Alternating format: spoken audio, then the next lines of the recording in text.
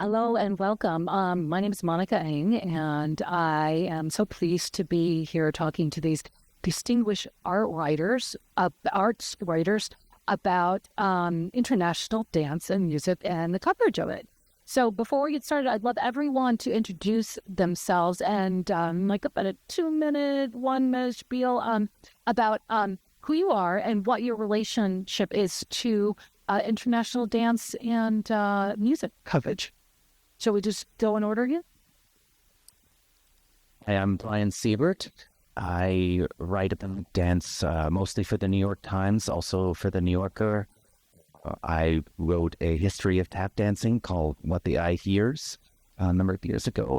Also, in that capacity, for the last 20 years or so, I've been covering all kinds of dance. Okay. I spent the first half of my life in New York as a dancer, and then I came here and I taught dance for the theater school at DePaul. And then I joined the Chicago Sun-Times, which I no longer work for. And now I write a lot for WGTW and for the Jewish Chicago magazine. So I'm Lauren Warnecke. I am the dance critic for the Chicago Tribune for the last 7 years, and have sort of built different variations of a career around that. I was in higher education for about 15 years and just recently took a full-time position as a general assignment reporter at WGLT in Bloomington Normal. I also write for Dance Magazine. I was at See Chicago Dance for about 10 years, both as a writer and editor. And additionally, this topic is my sweet spot. Part of my career has been really surrounding cultivating new dance writers and thinking about dance in a more kind of holistic way. So, this is awesome. Morning, everybody.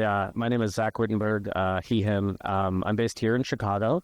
I came to the arts initially as a dance performer. I worked as a performer for about 10 years. In a couple of cities, ending here in Chicago, and then segued into arts writing, reporting, and criticism. I was a section editor for dance at Time Out Chicago magazine for 3 years. Like Lauren, have contributed writing to See Chicago Dance, and I've been a contributor to Dance Magazine for about 12 years now. So more recently, I cover dance from a sort of a wide-angle or national lens, as opposed to writing specifically about Chicago. But it's been great because it keeps me attached to what's going on in dance. It keeps me out going to performances and talking to artists. Hi, I'm Stephen Vargas. I'm based in LA. More recently, I was at the LA Times covering dance, and currently do a lot of dance criticism for LA Dance Chronicle. My background, I studied dance in undergrad and then also did a master's in arts journalism at USC, where I wrote my thesis on dance as a tool for abolition and liberation. A lot of my background in dance coverage is in queer dance styles and also the intersection of dance and activism. All right. I forgot to say my connection. So Hedy and I started working together in 1985 at the Chicago Sun-Times. And sort of my first exposure to this was when I came back from college, having taken one ethnomusicology class, and I said to the Sun-Times, "I'd love to be your world music freelancer." And so that's how I made my money that summer. Saying there's this Nigerian band in town, there's this Ghanaian band, there's this band from Cuba or Guyana, and I had to sell it to my editor and say it's really important because, and that was in the 80s. That was still in the late 80s. When I was doing that. And I know we don't want to get mired in, boy, everything sucks, the media's losing all this money. I think we have to establish that change. After I left the Sun-Times, I was at the Tribune and I was the arts assignment editor. So I had to assign, we're going to cover this jazz band and this, rock band and this dance performance and this classical music thing tonight, and manage my freelance budget and also manage the space on the page. And I would have never thought at the time, but those were the go-go years when I had lots of money to hire freelancers. And I still didn't feel like we were covering a lot. I did a lot of ensembles and theaters saying, if you don't send a Tribune critic out, we're going to die. We're not going to, get any coverage. And I'd feel terrible. And I felt like, boy, we're really pinched for money. And well, that was really a go-go period. So let's just start with that foundation, not wallow in it, but how have those economics changed and how has that affected things? Anybody want to go? Yeah. It's very interesting because I review, in addition to dance and classical music, I also review theater. And theater audiences are very thin these days.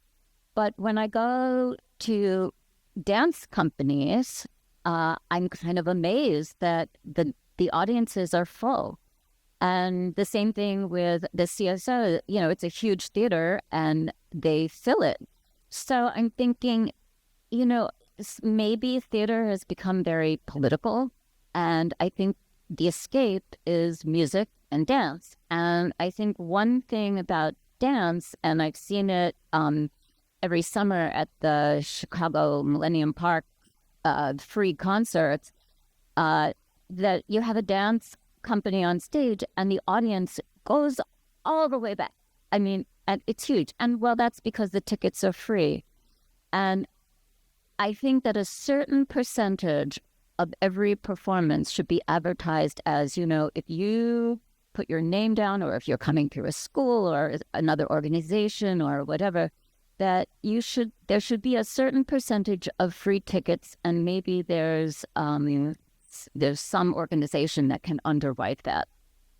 I think I just wanted to speak in terms of the media landscape, just in my own trajectory. When I started at the Tribune 7 years ago, it was like devastatingly light in terms of the number of assignments. At that point, it was 5 reviews a month. And it is now about 5 a quarter.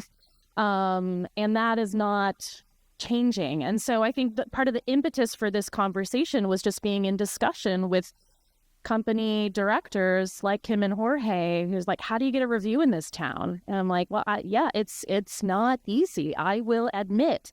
And that kind of, if I could call it, that proverbial shaft is particularly harsh towards companies who are outside of the sort of like ballet modern idiom. And I do think it has to do with, like, not to harp on crowd size, but I think audience size and impact means a lot in terms of what you can get past an editor. So if you're a company like most dance companies that only has one weekend of shows or only has one day of shows because that's all you can afford at the Harris Theater for Music and Dance, the likelihood of being reviewed by a daily is slim to none. I mean, fortunately, I have my friends here from See Chicago Dance that don't care about crowd size or impact. They care about covering dance holistically and universally. So, but the money and support behind the sort of like media capital M landscape has just been crippling. And I spent a lot of years being really sad about that, and I can't be sad all of the time. So I'm not sad anymore. It just kind of is what it is. So my hope is that through some of this, that we come up with some solutions about how to go forward. I'd like to add something actually more basic, which is kind of how journalism works. Used to be that you would buy a newspaper or a magazine and you buy the whole thing. You buy it for the subscription, or you go and you buy it at the newsstand or whatever. The internet broke that, and it has been breaking it ever since. So now, back in that day, you would buy the New York Times or something, and the people who bought it for the sports page or the politics or whatever were subsidizing the people who were the smaller number that were interested in a dance story, right? Now that's broken so that every story lives by itself. There are like a million URLs out there, and each one is measured by how many hits it gets, and that's its worth, because that's how you sell advertising. That's like the fundamental thing that's made it very difficult. So then something like audience size, how many people are interested in this thing? How many people are going to click on it? That's the whole currency of the realm now. I just wanted to make that clear. Yeah. And I've also noticed that Facebook is one of the great sellers of tickets, because when I post a lot of reviews on Facebook and I see a response, and maybe that's just the way that's taking over. the newspapers actually used to have full-time critics, and now fewer and fewer. They're freelance. And that suggests also part of the issue is that they just don't have space, and they don't think that it sells. And also they don't get, what are expensive advertisements by these companies. So that's hard. You brought up a great point that kind of went to Hedy's point about these stats on theater return versus dance return. Yeah, it was one of the more interesting data points that jumped out at me. I did some research and writing last fall on for Dance Magazine for a feature article on the economic state of dance in the United States. Just a tidy, small topic there. And I'm not remembering the source of this information. It might have been through some of the research that SMU Data Arts out of Texas produced, but that they had shown that, again, as of about 6 months ago, the return of live audiences to theater had not yet, on average, hit the 50% mark of where it had entered the pandemic at in late 2019, early 2020. Whereas for dance audiences, those had recovered at an average of about 64% or something like that. So to Hedy's sort of anecdotal evidence, there is research that shows that dance audiences, music audiences, have returned faster and more sustainably to live attendance than theater audiences have. I think there are a lot of theories and there's a lot of possibilities for why that might be the case, but it is encouraging. I'm sure, especially for dance producing and presenting organizations, that they are selling tickets.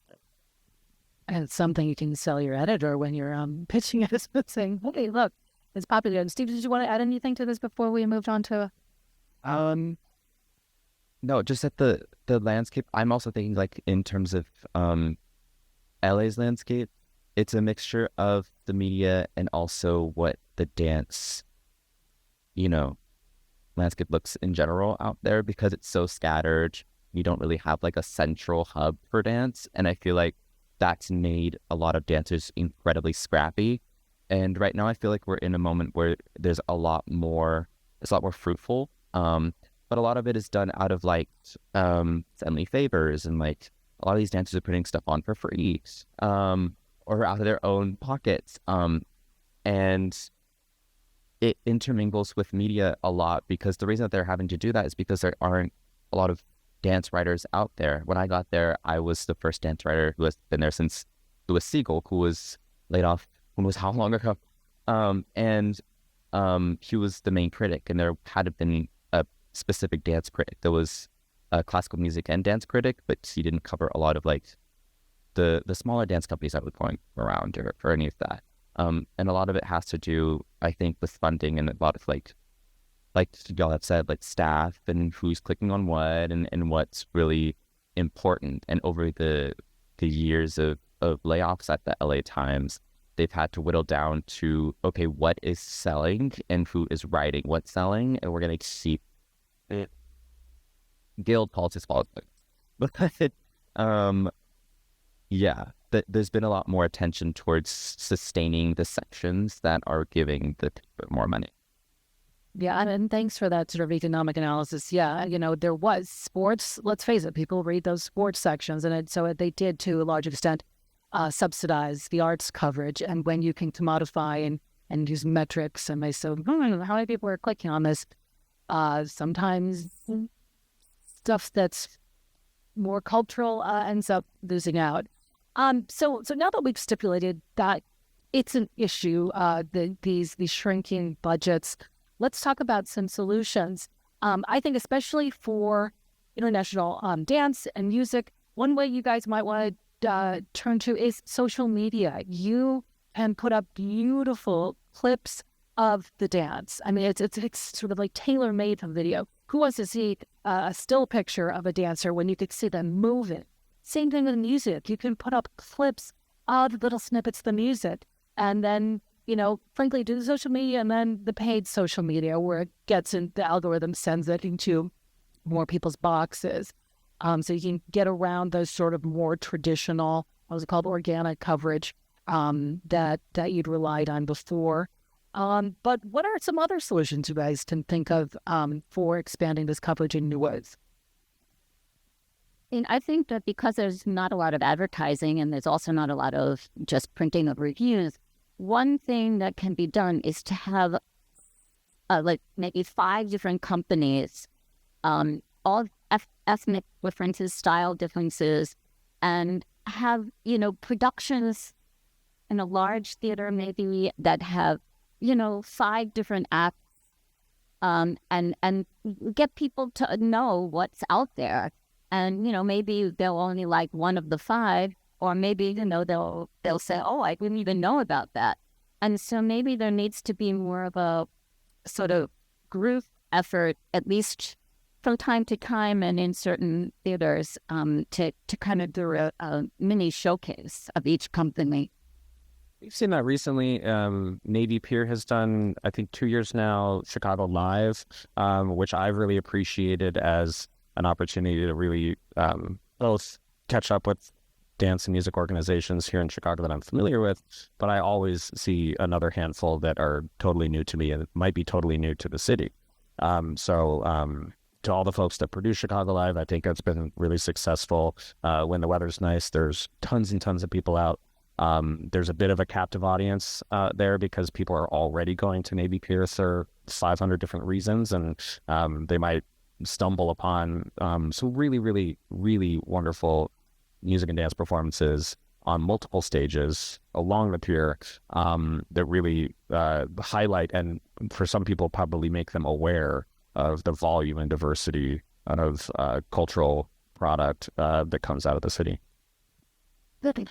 I want to talk Chicago Live a little bit more too, because the special sauce of that particular showcase is that the companies get paid really well to do it. So, going to Navy Pier, we know is not like great.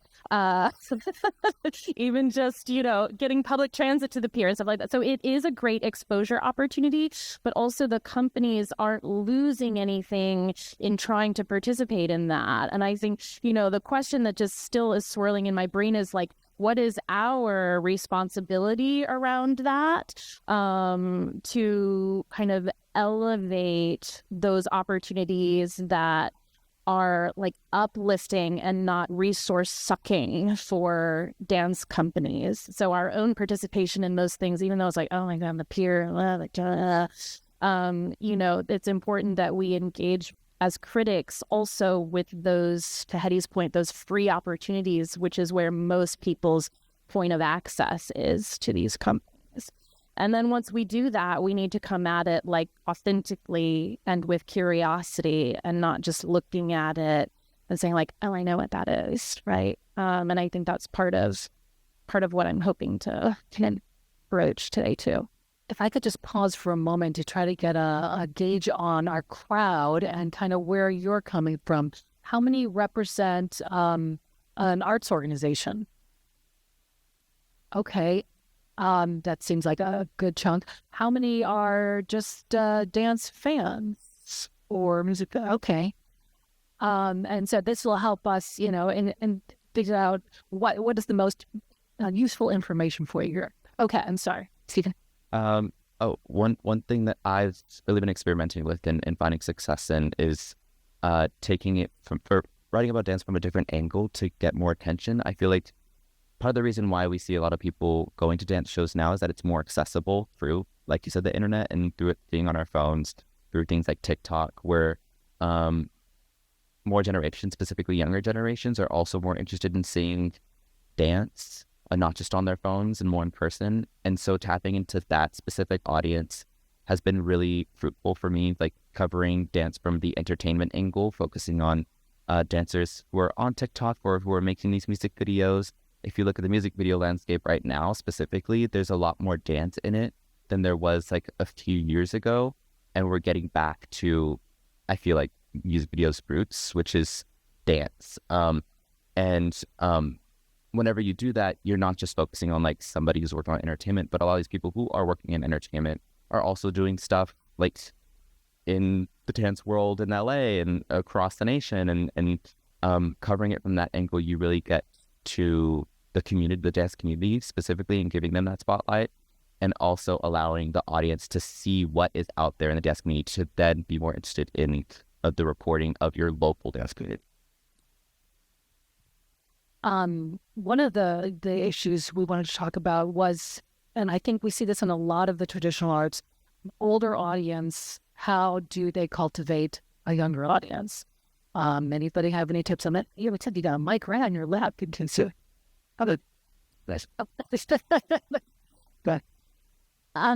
It's interesting because I have seen a mix, and I see it a great deal of the time at the Chicago Symphony Orchestra. And I don't know why, and I don't know how, and it might be that a lot of them are studying music. But I think that's another way to get a younger audience, is to go to every school and to go to every teacher and say, you know, maybe we can get you some special seats, or maybe they can go to rehearsals. I see actually the CSO does a very nice job. They invite schools to come to rehearsals.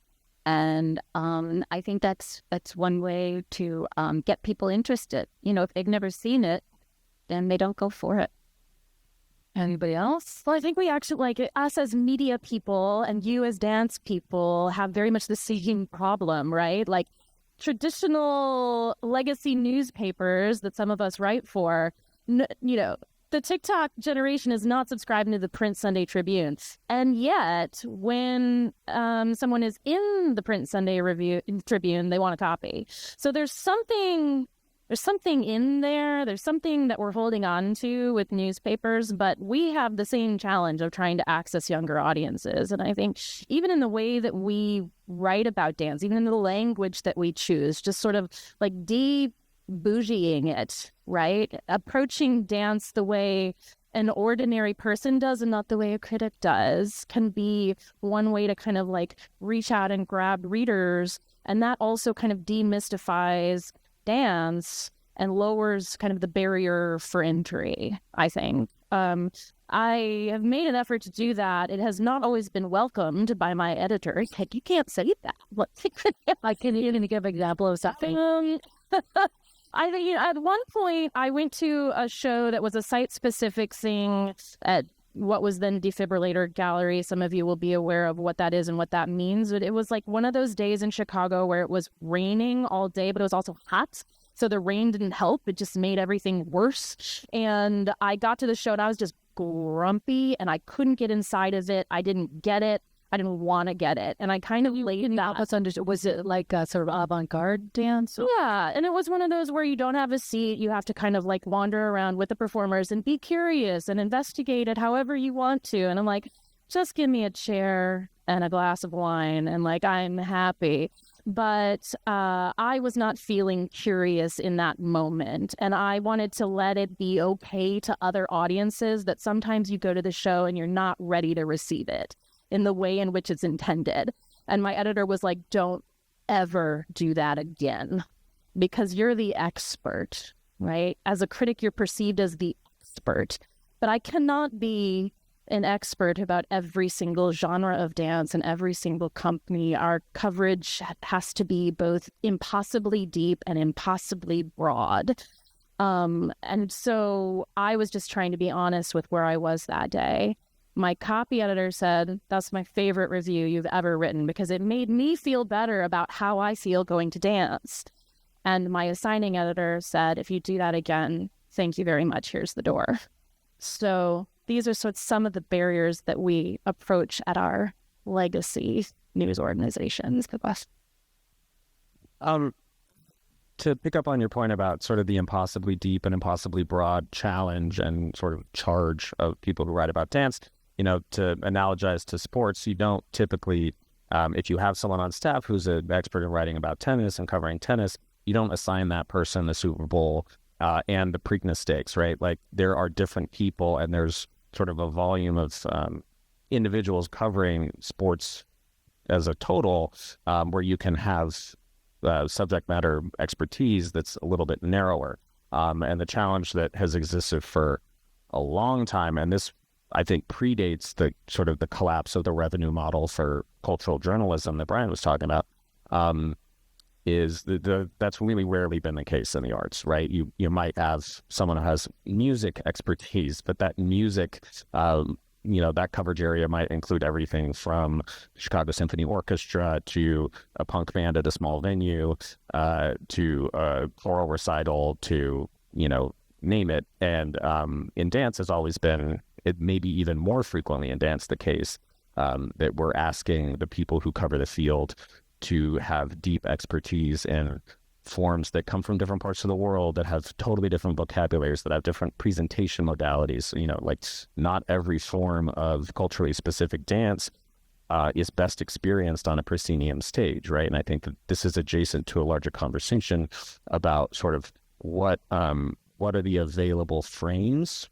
for different types of culturally specific performing arts, and which are sort of more accessible or more heavily subsidized, which receive more funding, which then might in fact pressure arts organizations to put their work and present it in frames in venues that actually aren't ideal for how to experience that work, especially if it's something that is traditionally observed in a round or is more participatory than spectator focused.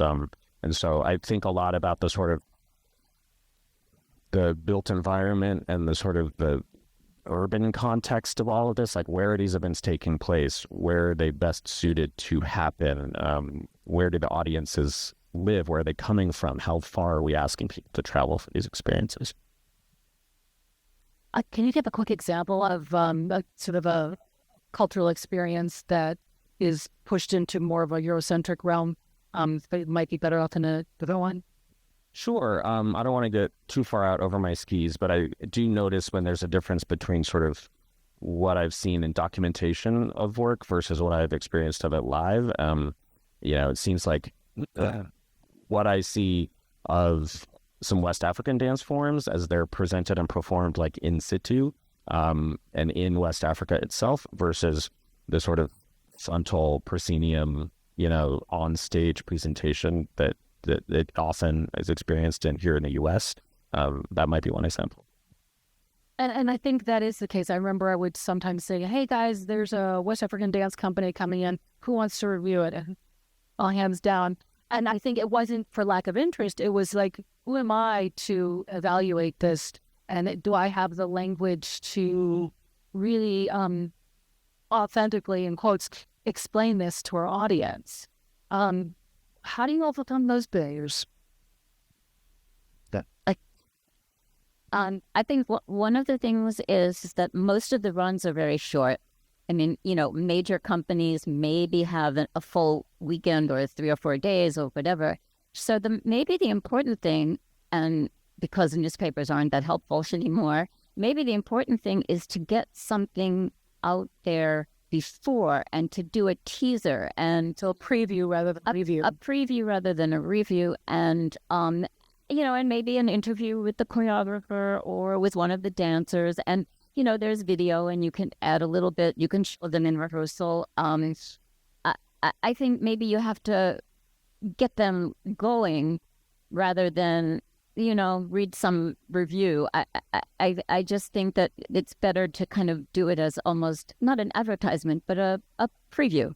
And it's not an explainer. I mean, a lot of the world music stuff, I would rarely review it, like maybe Stella I reviewed, but it would usually be, hey, there's, Ghanaian High Life is, one of the biggest stars is coming to Chicago. Let's interview him. Let's talk about how his music developed and its relationship to colonialism in his country and what it sounds like and who some of the biggest stars in it. This was pre-internet, so I couldn't say, and here's a link, but now you can say, here's a link to his whole discography. But I think that can sometimes be more helpful, and it can get the reporter over the, wait a minute, I don't know that much about this. I'm not sure if I can, quote unquote, review it. Thoughts? Ideally, you have both. Then there's another problem of the shrinking landscape, but you would want some kind of explainer. You want the artist to be able to talk, and then you also want a critical point of view. Welcome to 1985 again. Exactly. Because all of those are actually important. I lost my train of thought, sorry. But I think that's a great point. Yeah, it would be great to have both. And so we had these questions about authenticity and how much, okay, so it's hard for us to get our editor to say, yeah, sure, here, I'll pay you to do that story. But how much harder is it for a company to approach some people and say, yeah, we want this coverage, and it's not the Joffrey. And then how do Can I answer your last question first, Monica? Because I think that's a really important point. And I think like the harm of not writing about dance forms that you don't know about is worse than the harm of writing poorly about dance forms you don't know anything about. Because you're not going to get better at writing about it unless you go see it and write about it. And so we as critics have to take a risk and make ourselves very vulnerable and experience things and try and articulate them when we're not super comfortable. And like a typical like rule of the field is that we don't go to post-show talks because, God forbid, an artist try to influence our opinion by speaking about it rather than going away as an audience member, not, and like your naked experience of the show is what you're supposed to write about. But if I don't know anything about that, I darn well better go to the post-show talk so I can try and gain some language and knowledge and experience about it. But then I also don't want to placate to those artists by just blanketly believing everything that they say, right? I still have to bring myself to the table.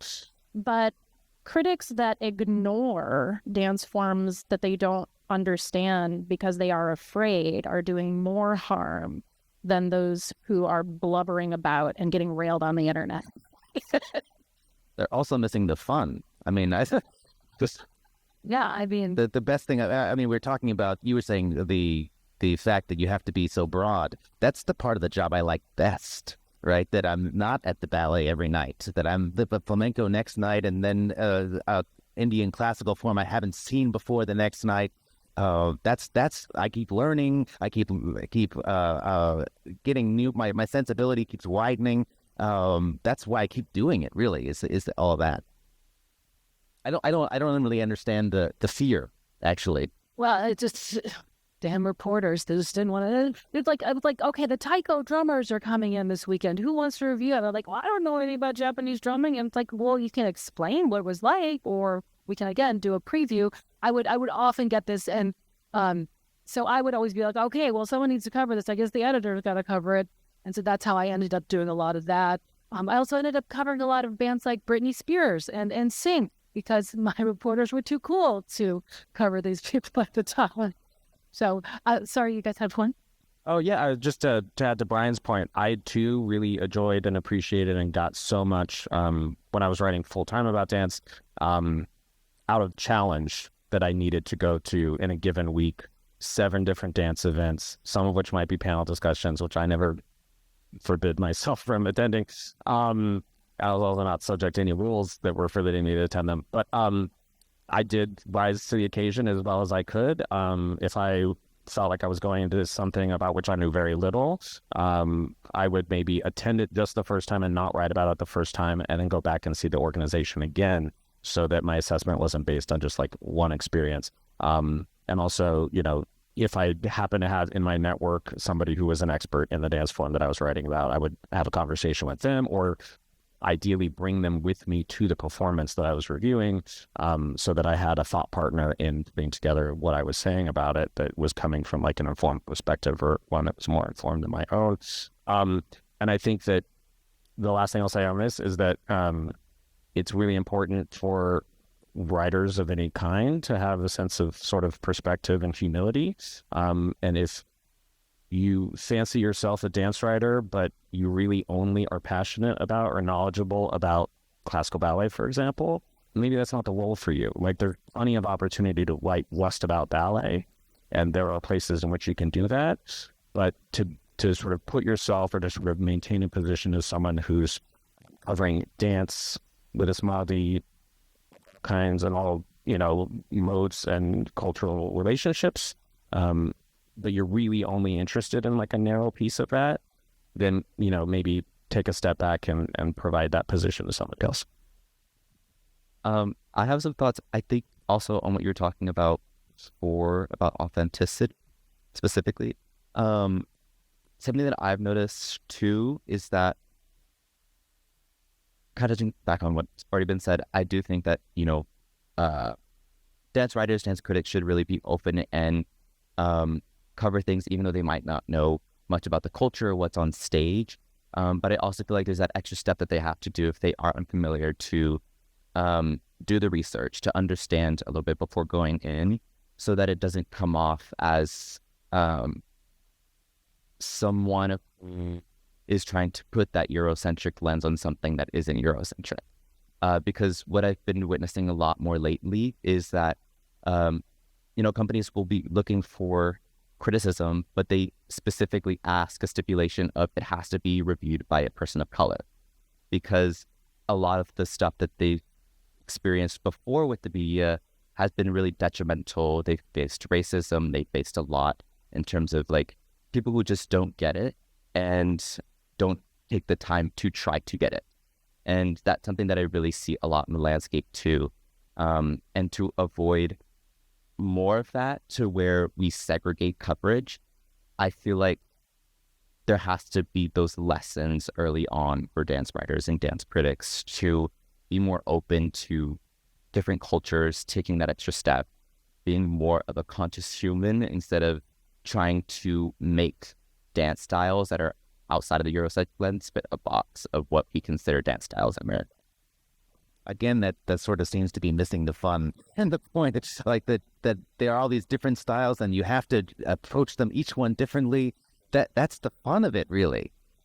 And I think, do we run the risk then, like, we have also experienced that where companies say, like, okay, you either can't review or you must set an writer of color. But then those few writers of color that we have in this city get typecast. They want to go to the ballet. That's, and they get typecast into only writing about that, and it becomes limiting for them. I totally agree. I was doing some research with Critical Minded not that long ago about the landscape of critics of color in theater specifically. And that's one of the things that really comes up is like, they'll get assigned, like they'll have like a black critic, and they get assigned the black play again and again and again. But, they care about Chekhov's. They want to cover different things. And that is really, really, really a big issue, especially now that there are more diverse voices in the media landscape nowadays, which is incredible, and we need more of that. But as more voices step to the plate, we need to have structures in place to allow them to, do their job and not feel like they're being pigeonholed into something just because of who they are.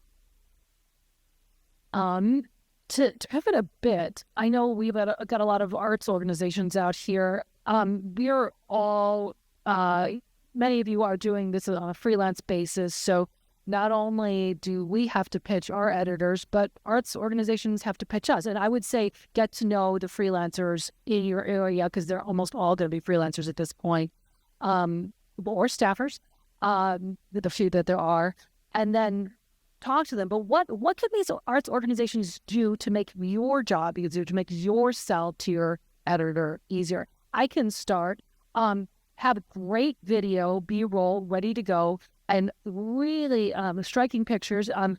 2 weeks ago, my co-editor in Axios said, "Wow, Ensemble Español sent us this amazing picture. Let's run it on Sunday." And it was it's an incredible ensemble, but the photo was also great. And that can make our job easier, saying, this beautifies our pages, and you provide that to us. Press releases that are very clear, who, what, where, when. Throw some quotes in case someone needs to use a quote and they can't get in touch with you. What would you guys, what would make your jobs easier in terms of a sell to your editors? Time. I think lead time is so important. People who don't have experience working in the media don't always understand how far in advance issues get mapped out, coverage gets planned, the amount of time that it takes to go from a draft to a published piece. So as early, it always, it saddens me when I find out 10 days before a really extraordinary, really special event that someone reaches out to me, really hoping for me to get to a yes with coverage of that for Dance Magazine, and 10 days out, I can't do anything with that. The magazine has been around for almost 100 years, which is phenomenal. I think it is in a really good place right now in terms of the scope of its coverage. It's a pretty small staff. I work with some of the best editors I've ever worked with in my entire career. But it has a deep bench of contributors who are all over the country that can get called into action around all sorts of opportunities. But without enough time, and for a monthly print magazine, we're talking like minimum 3 months, there's really nothing that, we're able to do. Or it can be an online only piece that can be, the magazine does publish a small number of online only pieces that don't fit into the print issues. And I know that it's really challenging for arts organizations and producing and presenting organizations to get all the ducks in a row and get all the details together. I was a communications director for many years, so I've been on both sides of the fence.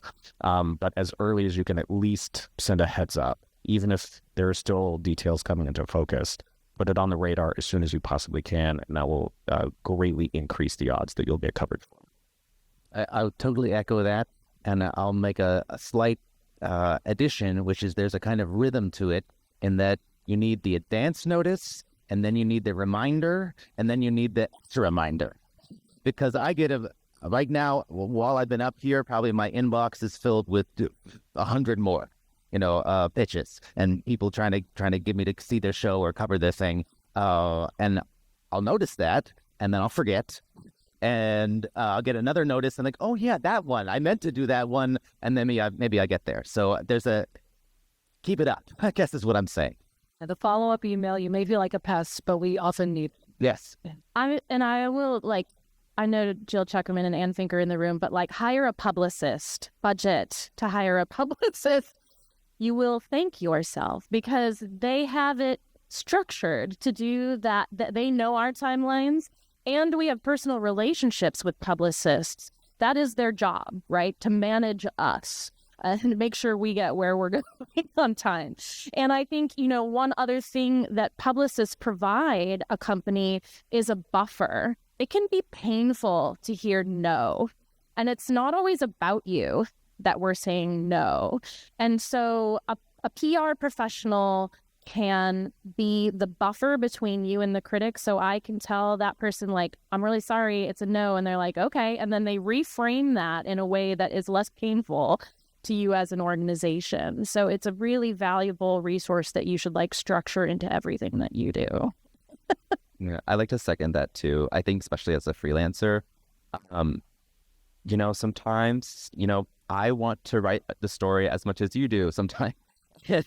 But some editors don't want it, and then I pitch it here, I pitch it here, I pitch it here.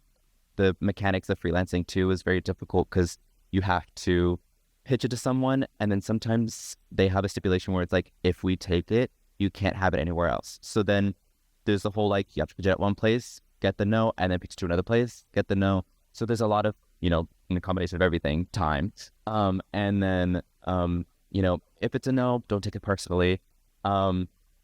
Because we want to write about dance as much as you want to see it written about.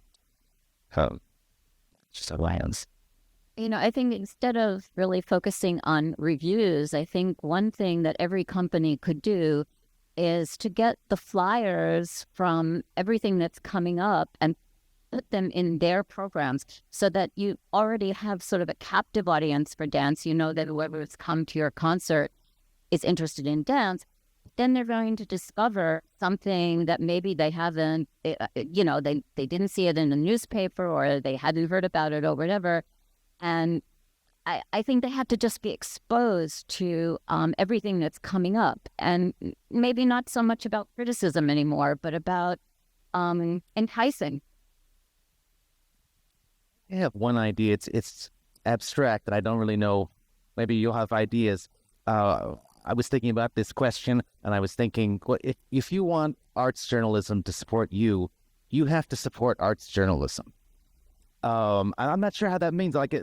Get your people to click and read, because that's how we can support you. The more people that are looking at our stuff, the more we can do it. So I don't know, like you have newsletters, you have your people, you have the people that you get to come to your shows, get them to read, and then that'll build. There was a great piece in the Denver Post recently, and my favorite line was, "Everybody hates a critic until there are none." And and currently there is no arts critic within 1,000 miles of Denver.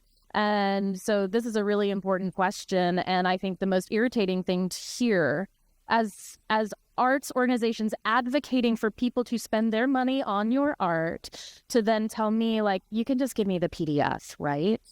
Because we don't want to subscribe to the Tribune. Kind of a dig.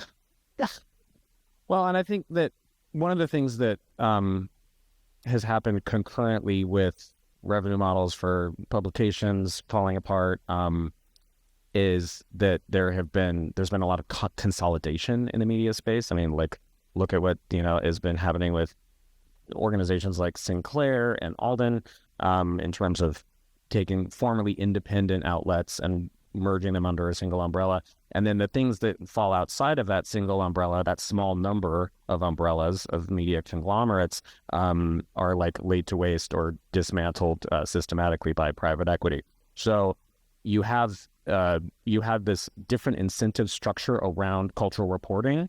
I don't know the total number of articles that were written about Beyonce's Renaissance tour, but it's a lot, right?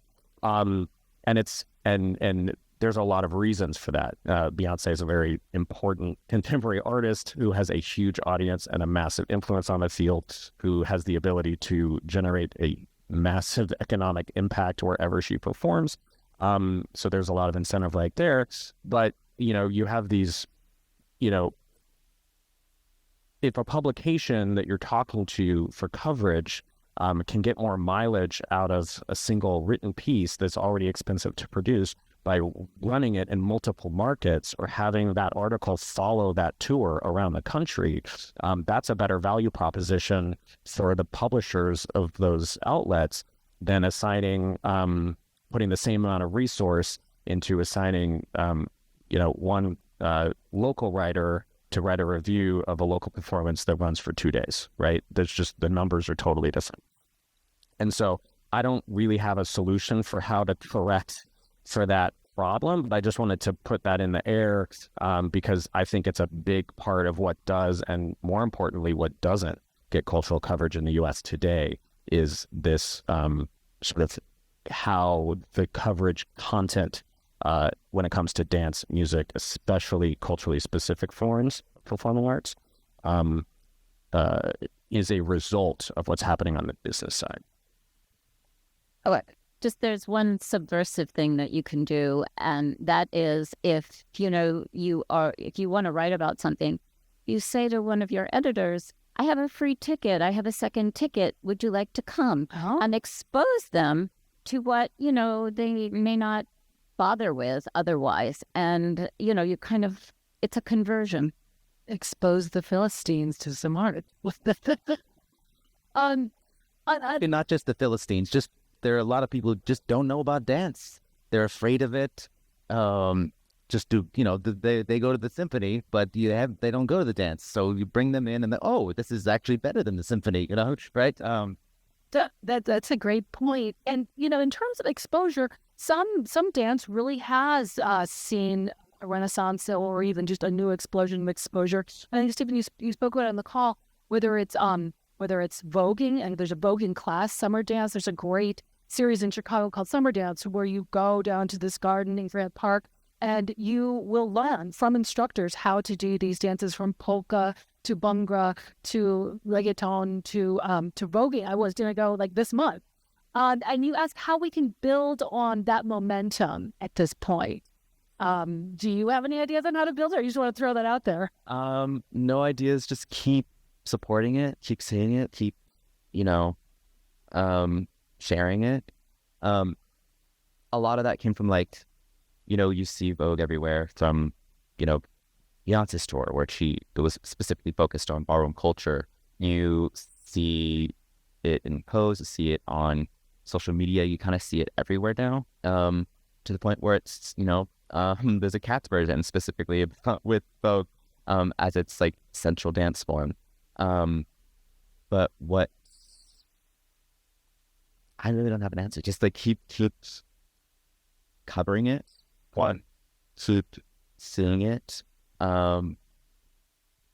Yeah, and I think just keeping it alive. I feel like what I've also been just witnessing myself, not witnessing, but experiencing, is like pulling up the roots of a lot of these dance styles that are here today. Because I feel like now on social media, we tend to mesh them all together into like this weird, sanitized TikTok version. And I feel like something that I've been really interested in right now is like covering a lot of the roots of specifically like street dance styles and social dances, because maybe this is the answer, because that'll get lost in time to where it's only like oral history, really. And I think our job as essentially historians, to an extent, is to document that. One of the things that I did recently, or while I was at the LA Times, was cover whacking. And that was something that I've been covering a lot throughout undergrad and grad school. And one of the things that I always came up to is that there's no documentation of it, or like it's like Can you repeat what was the subject? it's whacking. Whacking. Okay, I'm sorry for me. Okay, can you tell us what whacking is? Yeah. So I'd love to. So it is a dance style based out of Los Angeles. Essentially, as Vogue was blossoming over on the East Coast, whacking was blossoming over on the West Coast, and it's similar to voguing in that it's like it was built out of the queer underground scene. But with whacking, what they did is they imitated like cartoons and cultural figures, and they would just like pose like really fast. And it kind of evolved to involve more of like this hand movement that like goes over your head. And that's whacking. And you kind of see it everywhere, especially I see it a lot in K-pop for some reason. But it's everywhere, and it's there. But kind of like right now, I say like, oh, that's whacking. And people are like, well, what's that? And I'm like, it's everywhere. But when I was at the LA Times, that was one of the things that I did that I feel very, very, very, very proud about. And it's probably one of the highlights of my career is going to the last remaining originator of whacking and doing a story on him and his story. Because it was him and a large group of friends. All of them have died to the AIDS crisis. And he's the last remaining one. And as I was doing all this research, growing up, or not growing up, but like in undergrad, not a lot in the history books. So that article that I wrote, one of the big things that I really, really, really wanted was to have the names of all of the friend group in there, to have their names documented for the first time. And that's basically what I'm trying to say is like, we need to keep that alive and have that curiosity and keep covering those styles before, it just kind of gets lost in the hustle of writing.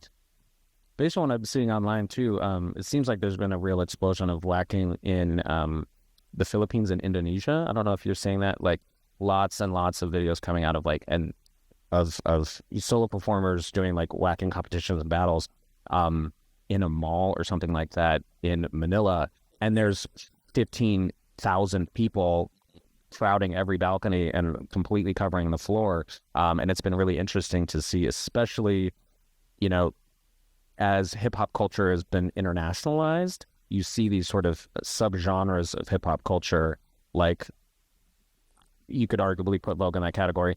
Pardon the pun.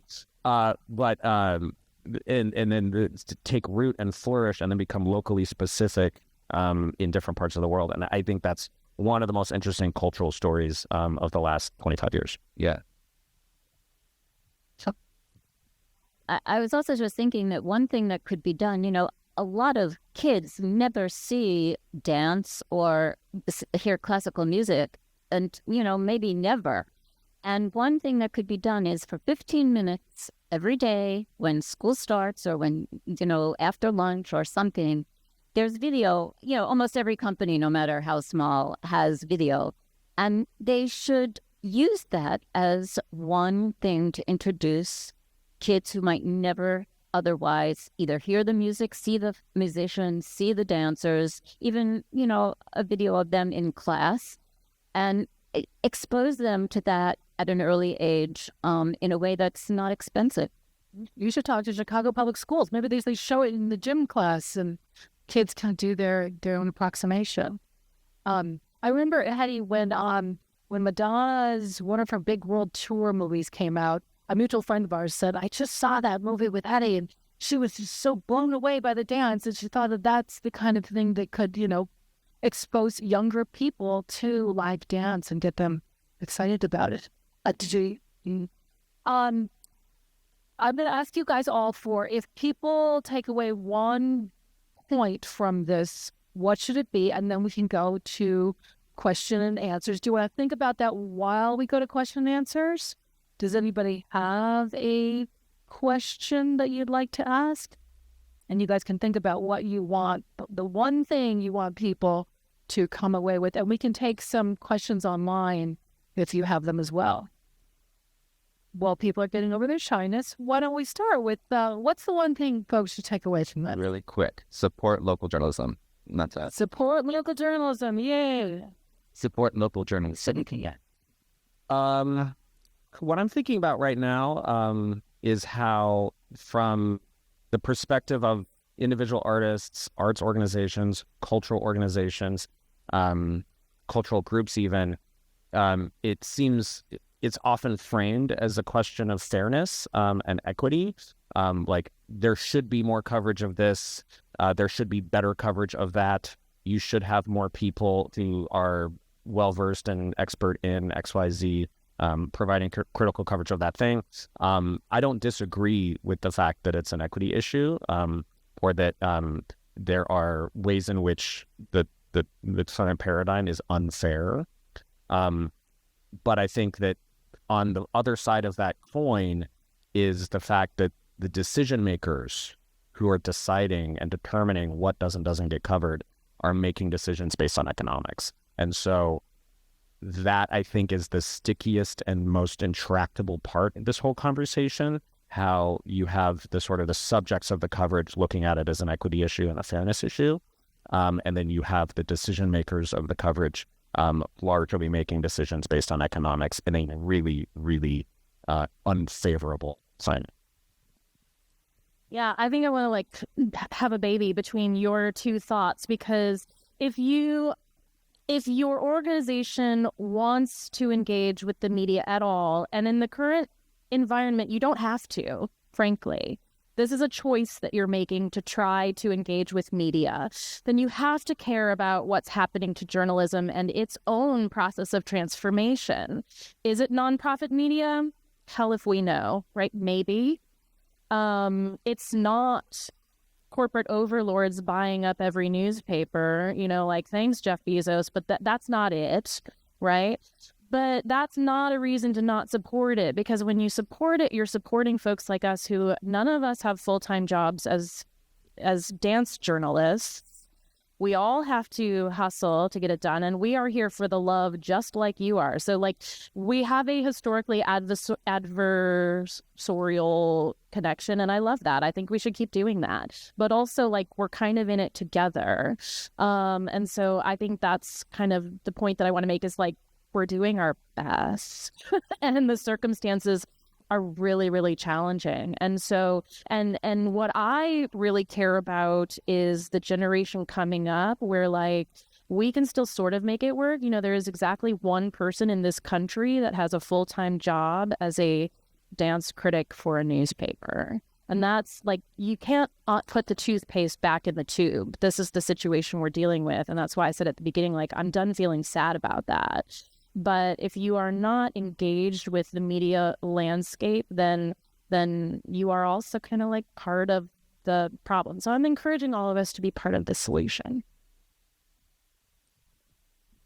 I have to say that even though, I've spent my whole life writing for newspapers or whatever, I think maybe our job as critics is not that important. What's important is exposure and getting people engaged in way other than reading reviews. And I think it's the actual experience of it, and let the audience judge, not us. Let them just be told, you might want to look at this, or this is what's happening, or are you interested in this, or do you want to hear this kind of music, or isn't it amazing that this person can play 4 different instruments, or whatever.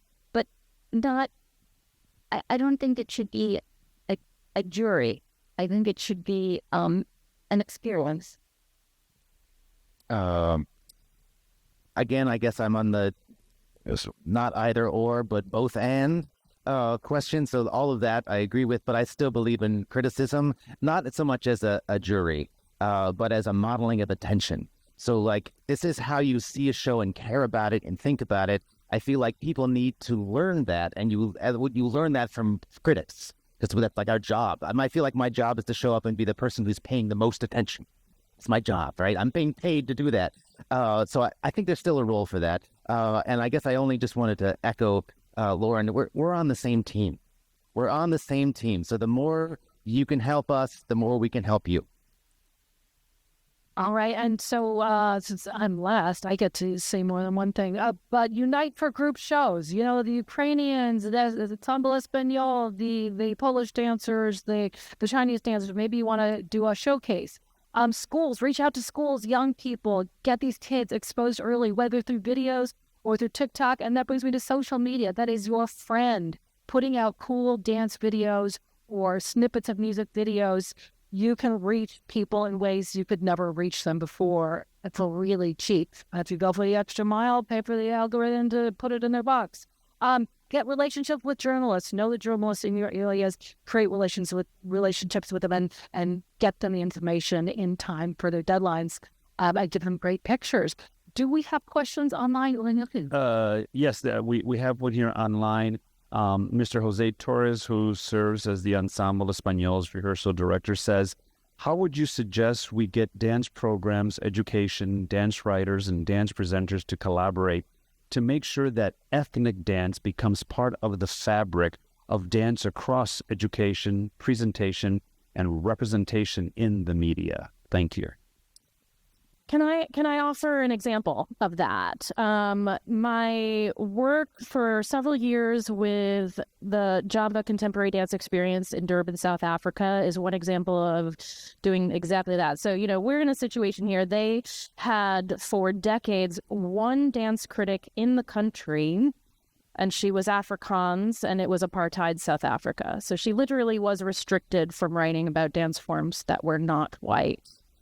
And so when apartheid lifted and they have this 25-year-old dance festival called Jamba in Durban, this critic, Adrian Sichal, and several people who were at the Center for Creative Arts, which is located within a university, sponsored a program called Kaluma. It's a writing intensive. These are not critics. They're not going to be professional critics, but they wanted to make sure that what is happening in dance in South Africa is documented, because our understanding of dance as like Africa is it's very bad, right? So understanding the specificity of the contemporary dance scene in South Africa was something that they realized nobody was going to write down if they did not do it themselves. So it is a 3-week training program. The young writers are students at the university.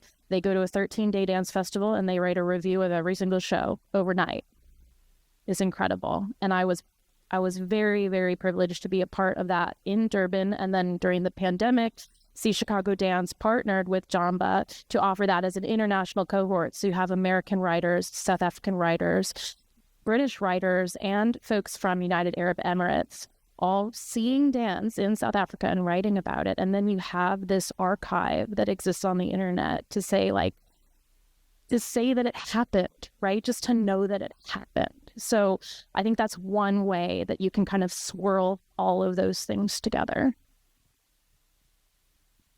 I have this idea that I totally forgot to mention, and it's I don't want to say it's craven, but it's one way our editors let us write about stuff is Asian American Pacific Islander Month, Hispanic Heritage Month, Black History Month, they will say, oh, you got any stories, from these groups? Because we'll write about it.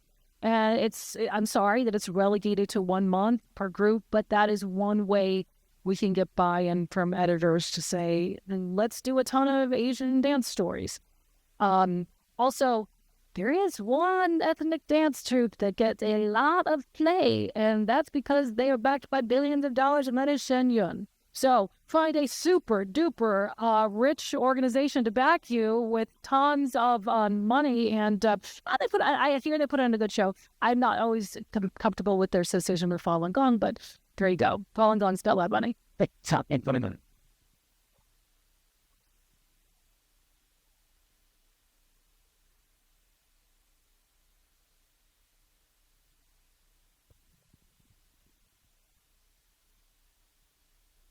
You are all really great in understanding dance and the importance of dance and the fact that there are people out there that want to hear about it. But convincing your editors or your producers, what is the 1 or 2 things that you have used in the past or would work? If you said that to them and they'd say, yes, we absolutely have to cover this and that.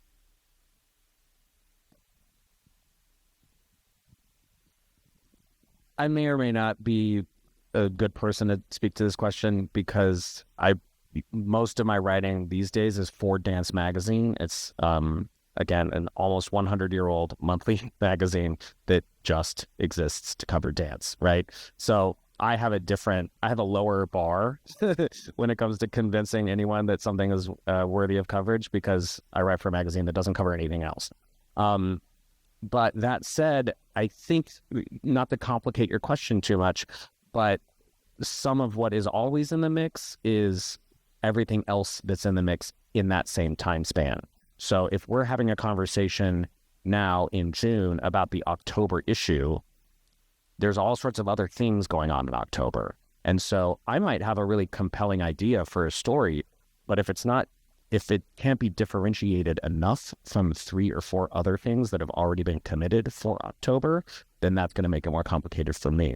So one of the things that I think is really satisfying and is really interesting and that I had the opportunity to work on a lot when I was a section editor is as all the things that are happening in the same span of time, what do you pick out and how do you make that small selection of stories representative of the diversity of what's happening and give readers options for things that aren't all 4 different versions of the same.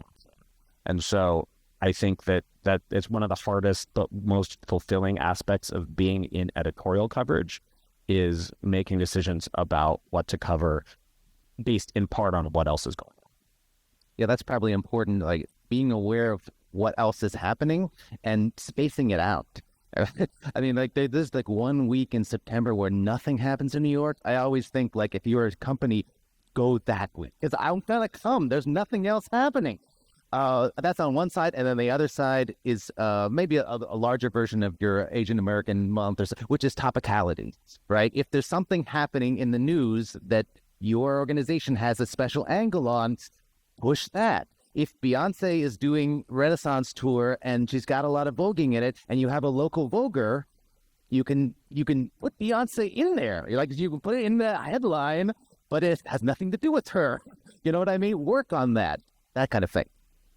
I think, and I don't actually mind calling out this editor by name, but I worked with Tal Rosenberg at Chicago Magazine. He was one of the toughest editors I've ever had. And something sticks with me, 2 things stick with me that he said, because Chicago Magazine is perhaps one of the most challenging venues for dance, not just because of the timeline, but because it is a splashy, glossy for soccer moms in the suburbs, right? So it really is about the photo. It doesn't really matter what the words are. But something Tal said is that having a show is not a story. That's not the story. I'm having a show. Why don't you care about that? And having an anniversary is not a story, a milestone. It's our 30th anniversary. Why don't you care about that? Well, I do. But those are not hooks. And in the end of the day, we're journalists, and a story needs a hook. So if you can tie it to Beyonce, that's more compelling than a 30th anniversary, right? It is what the programming is around your 30th anniversary that might be the most compelling piece of it. We as dance people are inclined to believe the hype, but our editors don't as often. And the other thing I will say in my role at the Tribune is that I'm actually exceedingly lucky that my editor is Doug George, because he might be the last person at the newspaper that cares about dance at all. And if he were not there, I feel pretty confident that I would not be there either. So he trusts me. He does not consume dance, but he knows it should be represented in our publication to the extent possible. And so he trusts me to come to him. It's like a unique situation where he's like, what should we cover? Right? So I think that is a nice symbiotic relationship that I don't actually have to prove it to him. And so there are these metrics of like making sure that it's okay. So the ballet is like kind of a given. I'm sorry. And then, like what else can we kind of fill in that are related to like scale of impact that's going to keep, honestly, it's about keeping dance in the papers. Lauren gave you an important term, the hook. That's very important. You need a hook. So if you have one and you can give it to the journalist, that's already helping. The other one is the peg. So not only the hook is, why are we writing about this? Why do people care? The peg is, why now?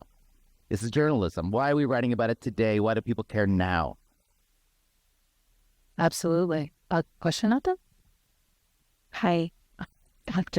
Hi, I'm the research director at SMU Data Arts and really delighted to hear our research cited earlier in the panel. Thanks for that. We have recently been commissioned to do a research study to track the shift in arts and culture coverage nationally in the Midwest. We're still kind of scoping the bounds of that, and to try to make connections between the degree of that coverage and the health and vitality of arts and culture organizations in communities. I'm curious, we're really grappling with the journalism side of that. We know a lot about the arts and culture landscape. We know how to measure that well. Are there resources that you look to or that you might recommend around just understanding the shift that's happened in coverage for arts and culture? Maybe the Poynter Institute might be studying that.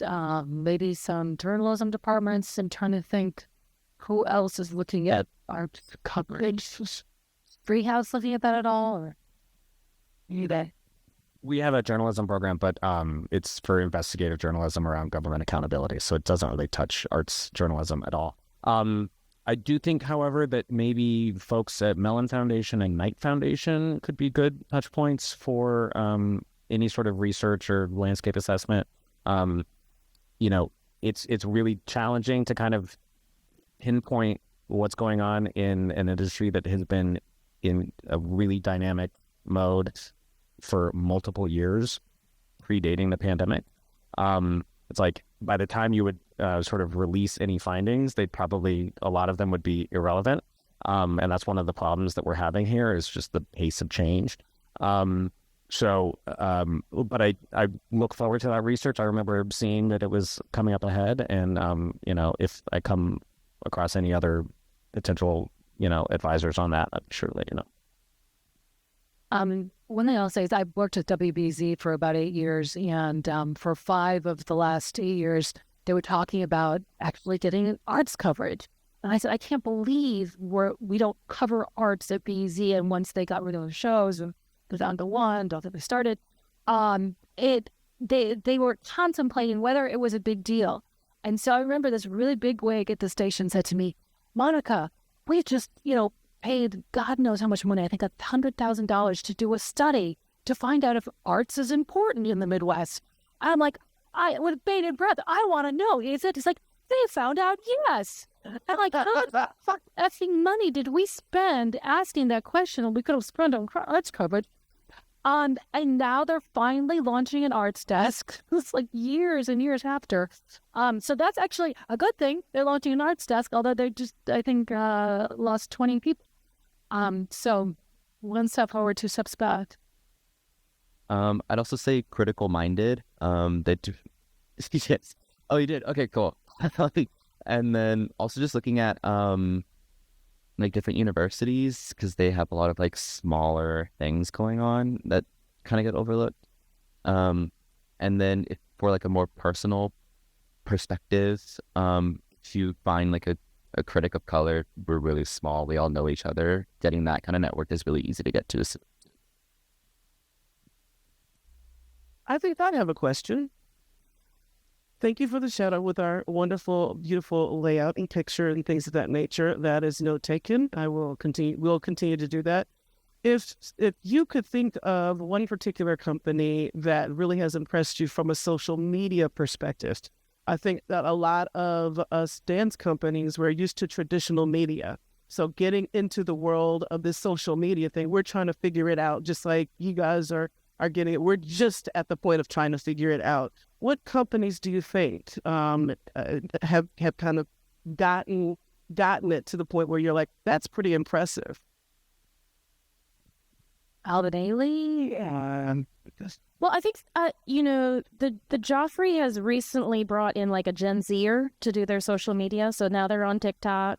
They do the like, this is me before the show, after, right? So like there's some social capital that they're tapping into that folks who are used to presenting a marketing strategy that is more conventional is less salient on social media for sure. So I would put up the Joffrey as someone who has shifted their approach in the past since pre and post pandemic, simply because of the demographic of who they've brought in to do their social media. But I just think it's interesting, during the pandemic, the Joffrey actually kept itself alive, which is a very hard thing to do. And they did wonderful, small scale, in the studio dance performances. And I think that kept their audience faithful. And Did they broadcast them virtually, or was it live? Were people watching live, or did they broadcast them online? it was online. Oh, Yeah, nice. no, it was online. But people knew about it and they watched it, and it was free. And I think it attracted audiences. And the other thing is to really be very conscious of the size of the theater that you're performing in, because you cannot always fill the seats. And the other thing is about timing of performances. If you do 3 performances, let's say on one weekend, and that's your run, well, there might not even be an editor working on a Saturday or a Sunday. Maybe it's better to do a preview and see how things go. And, you can have an opinion because you're seeing some tape, whatever, and Pinthony, and the dancers, and the choreographers. So maybe that's a better way to at least get things started. If I could say one more thing about social media, is that there is evidence that URLs to news organizations are suppressed in the algorithm. So you might get a little bit more play by really posting a photo and then putting the link in the comment or in the body of the thing, because typically, even though we're not political news or anything like that, the viewership that you get on social media posts that have a hyperlink to a news organization aren't getting as fed through that algorithm as they are if you post a photo or a video and then also read the review right there. Right. Yeah, I often do A/B testing. I just put the link to my story up, crickets, nobody sees it. And then cute picture of a cat, and then I talk about my story. Oh, look at this, everybody saw it. And then, go into the comments and maybe stick my link in there. To answer your question, Kim, about sort of what's been successful on social media, I think it's so interesting to me to see how practitioners and producers of different art forms are leveraging social media differently. There's a wonderful dancer and dance instructor named Anthony Androulakis, who's based in Europe and teaches at Impulse Tons Festival and a bunch of stuff, who has just a really, really beautiful, fluid, sort of on the floor, off the floor, or sort of, I don't know of an individual who has sort of more kinesthetic awareness than Androulakis does. And so for the classes that they're taking and for the way that they're using social media to promote what they're doing, it's really simple. It's a single body. It's tailor-made for vertical orientation video. They're just in the studio practicing. and they give you like 45 seconds, and that's it. Now, it's effective and it's also easy because of what he's doing. And I think that if your product or what what you need to monetize is, a not vertical land, but like a landscape orientation, stage full of bodies, lighting, atmospheric effects, sets, costumes, etc., it's a lot harder to kind of, you'll need to find a different way to package that kind of a show for the parameters and limitations of what social media offers. And that can also include sort of, narrowing down. I've seen a lot of organizations spread themselves too thin by trying to be active on multiple social media platforms simultaneously. And some of them are working and some of them are not. So I would encourage folks who want to sort of really enter the social media space and really try to push their message and their opportunities out through social media, to narrow it down and say, like, what are the platforms that are going to be most beneficial to us? Where is our audience? Like maybe the best first point for that conversation is to a survey to your community, saying, like, what platforms are you on? And then that can help you determine where you need to put your attention. Yeah, I think there's also some data around how, like, working really hard at social media gets you more engagement on social media. It doesn't always translate into people coming to your show. So you have to be careful about balancing your energy. And actually, like, direct mailers are more effective at getting butts in the seats. Hi, I'm Julia Mayer. I'm the executive director of See Chicago Dance, and I am the inheritor, really, of a brilliant idea that Sid Smith, Laura Molzon, Zach Whittenburg had years ago, to keep dance writing alive and to record a history of dance in Chicago. So your question actually has inspired me to grab the mic, but those folks, Sid especially, was writing for the Tribune and saw the writing on the wall so long ago that that dance writing was being eliminated. And See Chicago Dance since, how does it, Lauren? 2011? Yeah, I started in 2012. So 2011. Yeah, it's some of the files are not readable right now, so we're not sure how far they go back. We have this archive of dance writing that we regard, I feel like I'm the steward. This organization is the steward of this history, and that we continue to write the history. Lauren was editor for a long time. Tristan Bruns is here, and he's currently our editor. And we, with Lauren's encouragement, are continuing to try to find and train writers.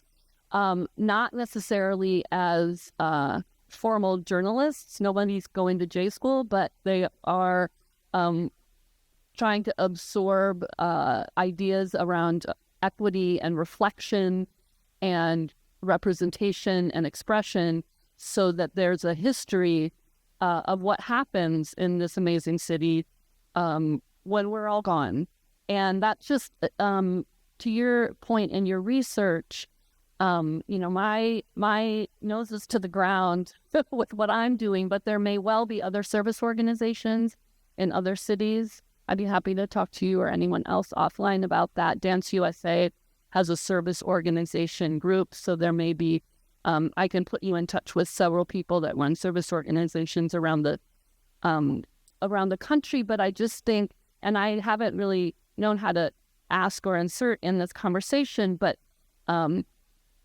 what happens when, and we're figuring it out still, like when dance writing moves from a journalism, a traditional journalism platform, or a platform that's understood to be journalism based, to another, in our case, more service focused position. Let's take that. Yeah, I'm sorry. Can you was that a question, like what happens, or did you want to respond to that? Or? Yeah.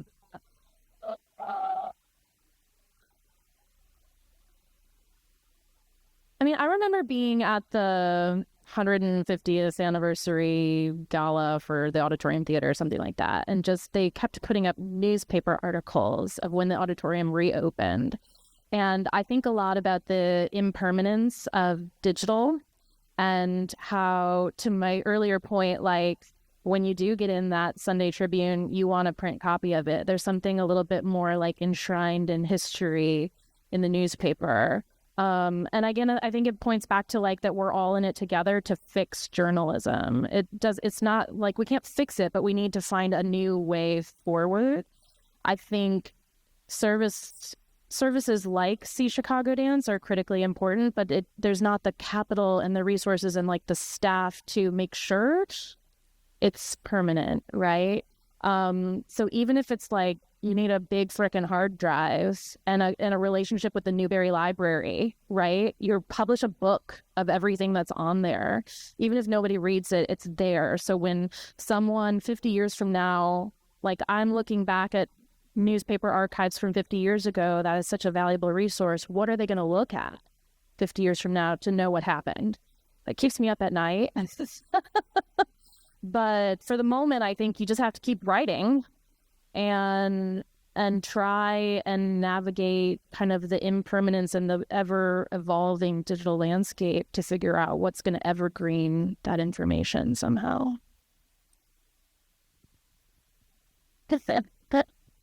I think we're talking a lot about writing about dance, but in fact, writing is about watching dance, and it's about responding to that movement and not having to read a lot of words. So I think like if you could find a way to post just even 30-second or 1-minute clips in like the lobbies of big stores or, just to find a whole new way of exposing it.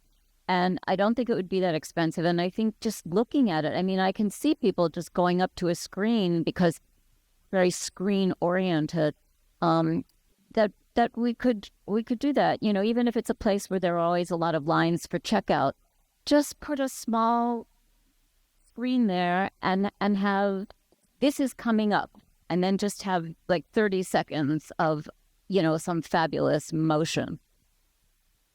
Julie, I appreciate your question because I've been thinking about it a lot and about what differences might there be between writing about dance that has sort of a service impetus or is primarily trying to be audience development or audience appreciation or part of like a multi-pronged diversification effort or equity-focused effort, as opposed to something that is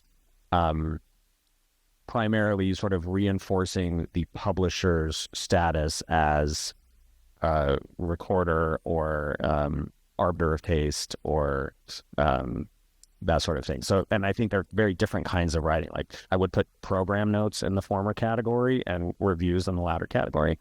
And I'm not all writing about dance is, I think, beneficial to a subject, right?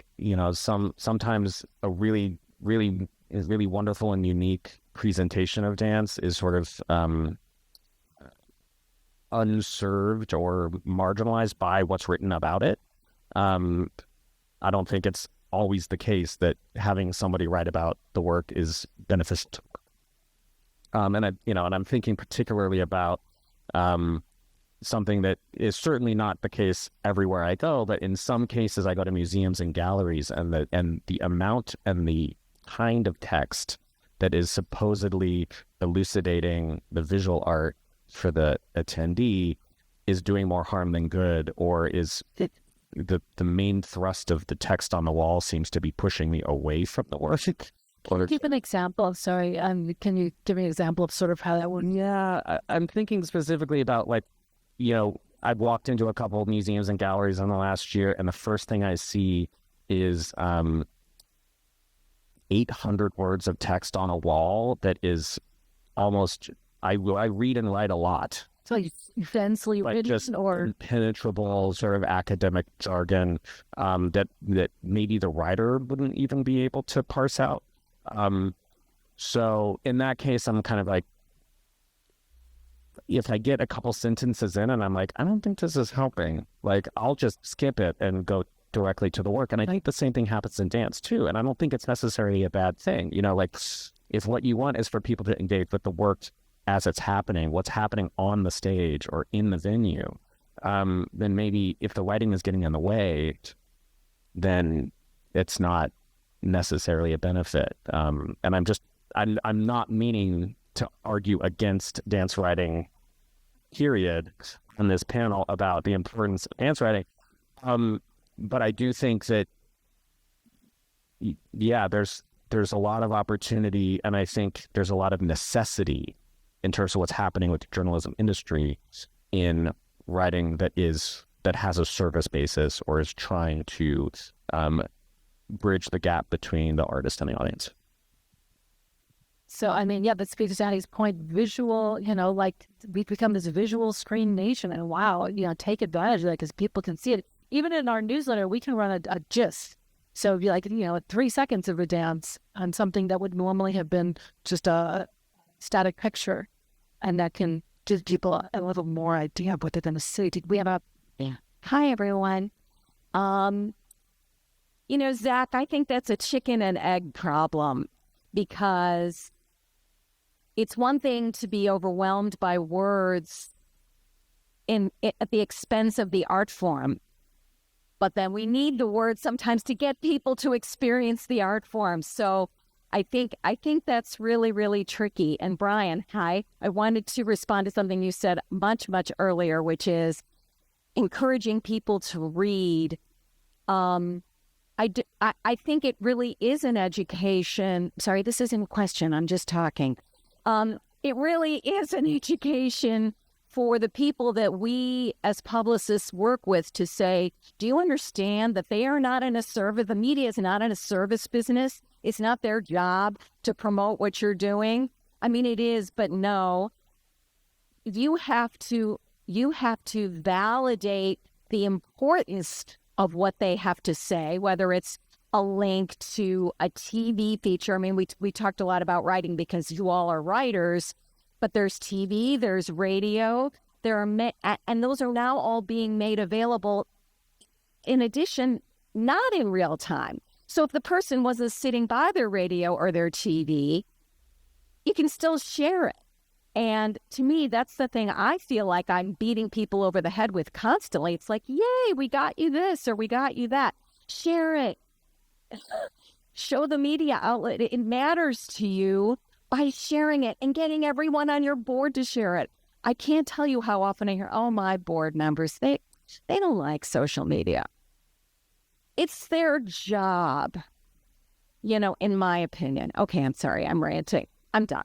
No, but that's a really good point. If someone does write something that you feel like would amplify the art, then do share it. And then, tell everyone to share it, because then that comes back to our editors. Oh, wow, that got a lot of clicks. Maybe we should assign that again. But you guys and the public play a role in that. Yeah, I was just going to kind of leapfrog off of one of Jill's points, and that is that, yes, we are in this together in that both arts organizations and arts media are there to serve audiences. This is not a professional partnership between you and me, and if you tell me what it is, I just regurgitate that back. And so it's inherently riskier, right? You pay for a publicist not knowing that you're going to get anything out of it. It's all kind of like just trying to get the calculus right and hoping that the critic has something that you can use that's valuable. And so I think also the role that a publicist can play is knowing what to do with that coverage once you have it, leveraging it, taking that was the most ridiculous fantasy and just putting fantasy on your billboard, I mean, the hilarious nature of pull quotes to me. I just think pull quotes are hysterical because they're completely taken out of context, but that's the risk that I take, right, in putting what I think out there. So I do think we have to remember who we're all in it for, and that is the audience and you as platforms to it.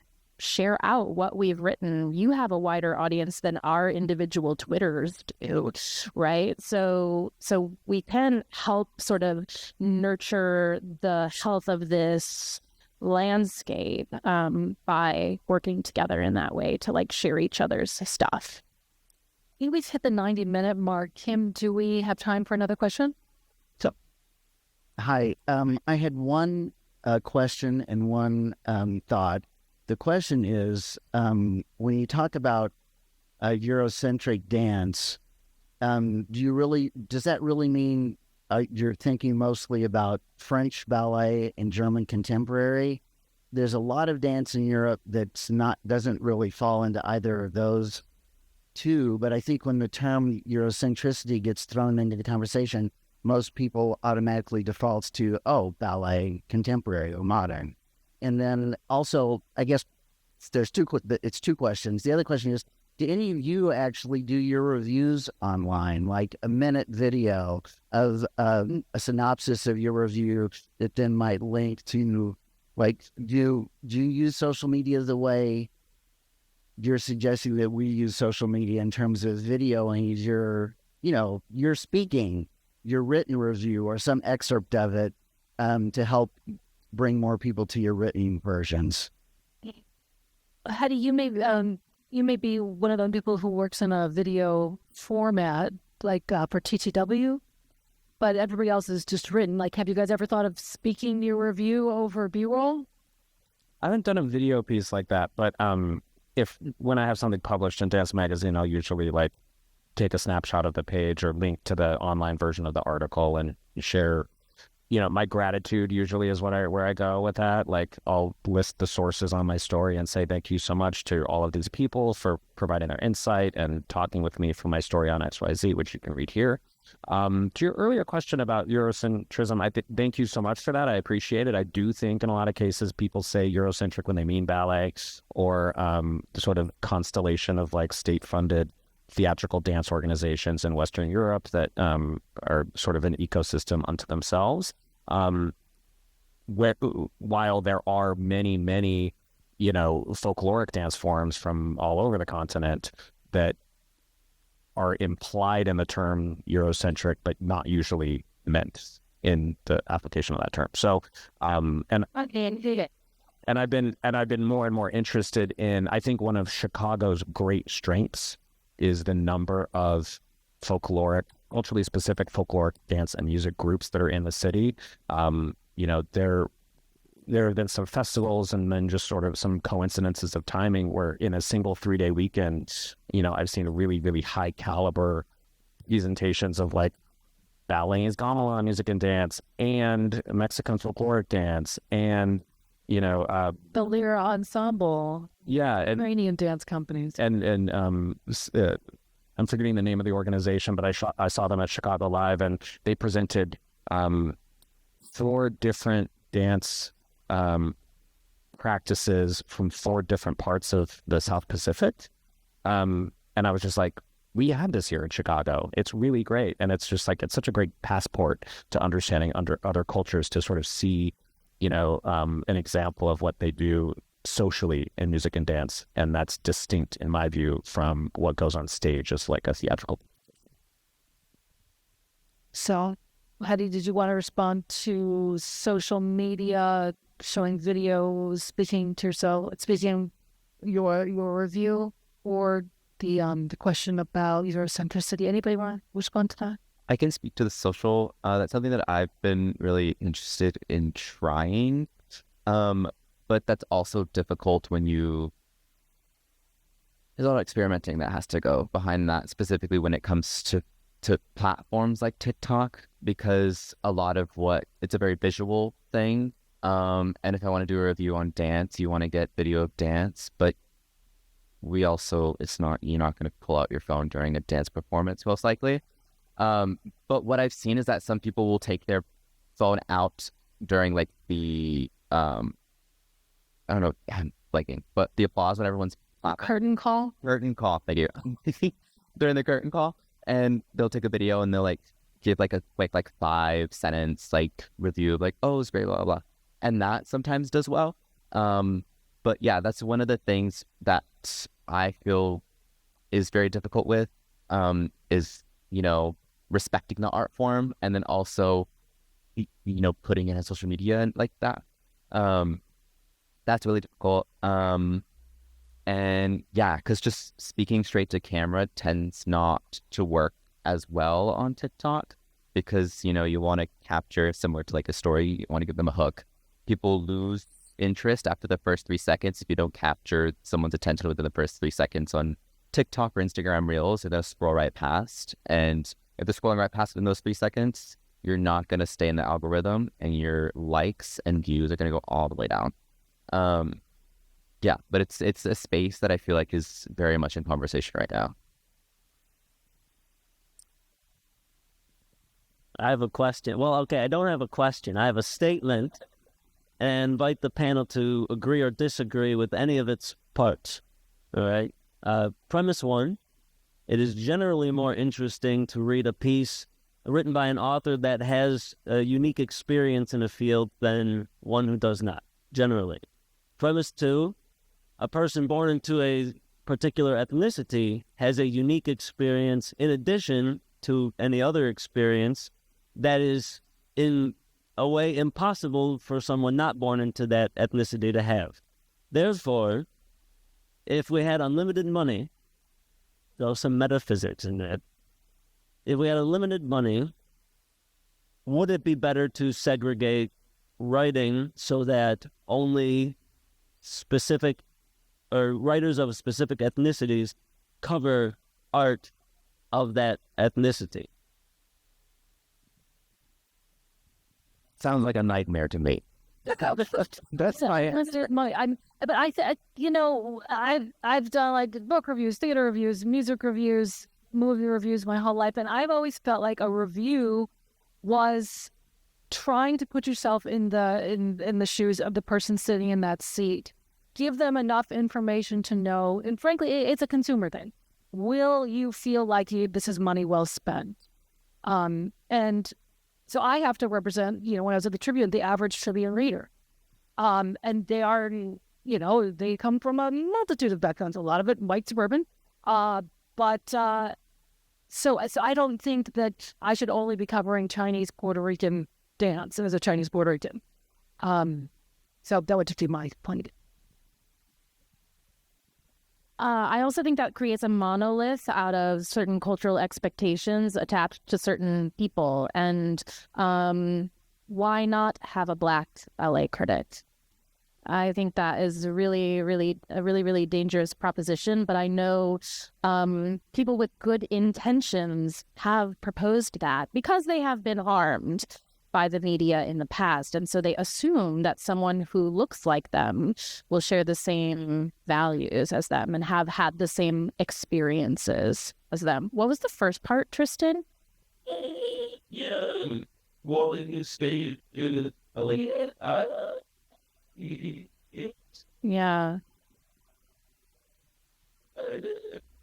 I think good writing is good writing, and someone who trains in a particular form their whole life, it gets a little inside baseball sometimes. And I think Laura Malzahn, as it's one of our wonderful long 30 years of dance criticism for The Reader and then the Chicago Tribune, she never took a dance class until she started writing about dance.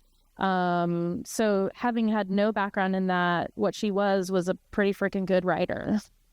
Actually, I'll echo that we are talking about writing, right? So writing is actually the most important thing. Can you do and dance writing or any kind of arts writing is a very specific skill too. Can you see the thing? Can you notice it? Can you put that into words? Can you do that on a certain deadline? Can you do that in a certain amount of space? Can you do it over and over and over again? That's more important actually than do you have any experience in the field? Do you know anything about it? Those things are also important, and we would love to have more dance writers, more people with different experiences who also have this skill set, who can give you different perspectives on the art. That said, Hedy, you started out as a dancer. How do you feel that informs your dance writing? I find that trying to match the background of the writer with the opportunity to see something is very limiting. And I find dance, especially it has a language of its own, but it also has some other magic. And I just don't want to make it a racial or a religious or whatever story. I want to make it just fabulous to watch. So, and I don't think you have to take a DNA test or whatever. I think you just have to appreciate what we're seeing, and maybe different people appreciate it in different ways because of their experience or because of what they've been open to over the years. But it's that 1 hour or 2 hours that you sit in your seat and you're just, just taken. And that's the only important thing to me. I'll say to your question, Tristan, that you asked about making writing about dance interesting, or what is interesting. And one of the things that I think's continually really interesting to me about dance writing is when the writer is sharing with me as the reader the excitement of their discovery about something, and that might be something that mirrors their own cultural background and experience, or could be something that is totally separate from where they're coming from or what identity they have. But when I think about the dance writing that really compelled me or really sort of lensed something in a totally new way for me, it was something that had inside of it the excitement of their discovery of it, and that can be anybody writing about anything.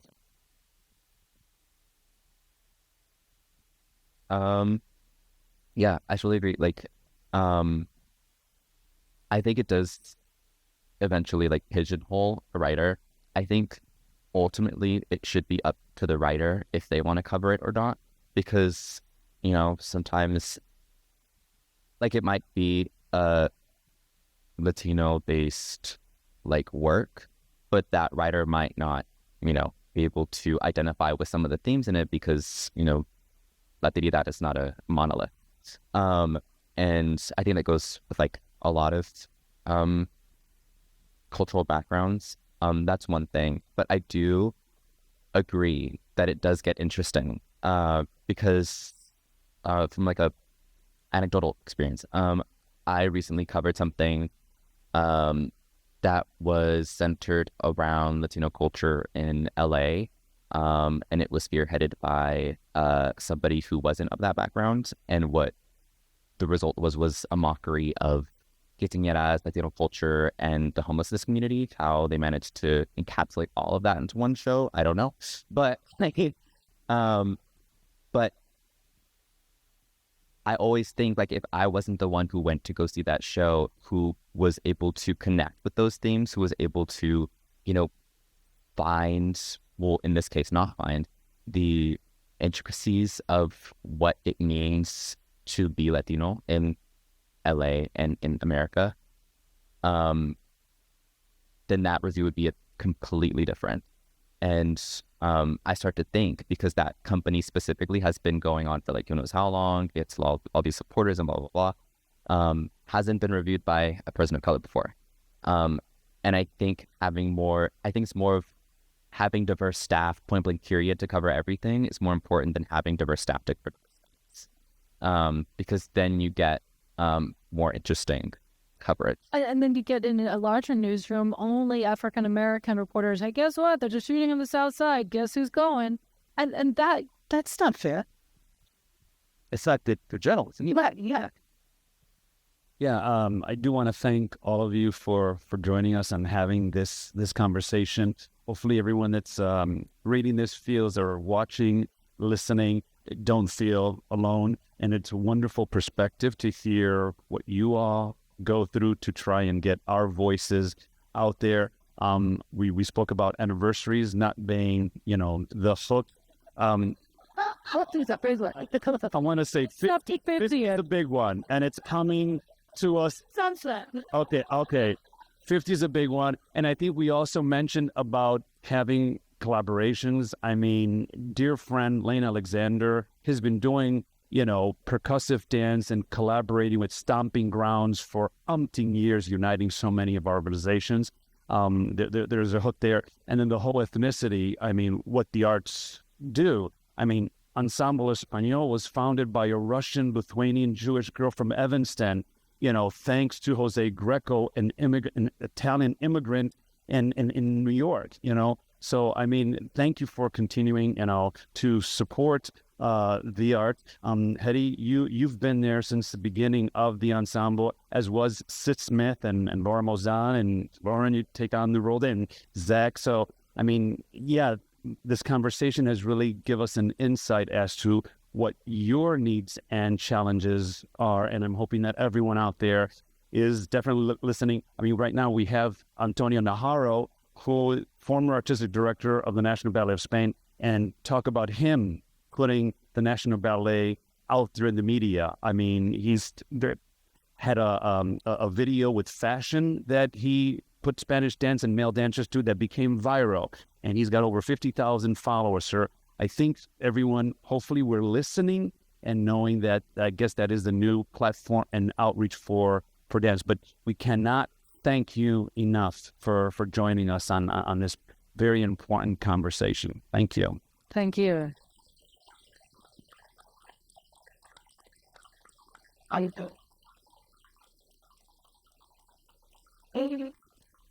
This conversation, thank you very much. This conversation could not have been done without a few key people.